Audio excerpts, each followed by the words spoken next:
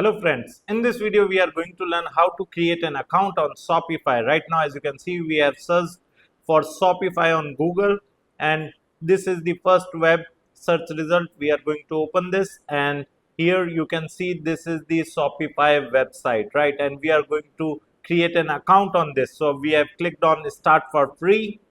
Okay, it's super easy to create an account on Shopify. Now you can either enter your email address or you can simply use Google to sign in into your Shopify account. Okay, so I have selected my Gmail account. Now I will click on continue.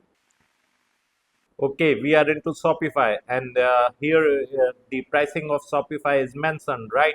You can simply try Shopify for like 3 months, right? And if you think that Shopify is for you, you can carry out for further as well by making their charges, whatever their monthly charges are, right? So initially it charges very less or very low, right? And you can cancel your Shopify membership anytime, right? So as you can see, 3 days are free, and after 3 days, for 3 months it is charging very less, right? But after 3 months it is going to charge the regular premium, right? So I have simply entered the address and contact number, right?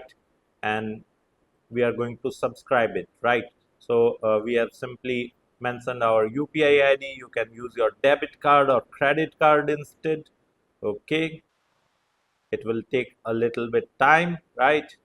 Okay, now you just need to authorize your payment, right?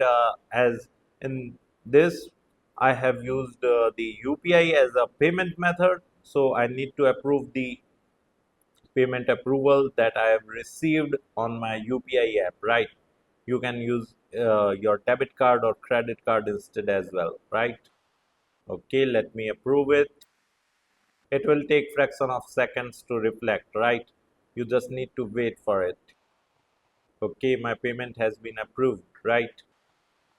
Now let's see what happens next. Okay, these are the three plans, right? After 3 months, right?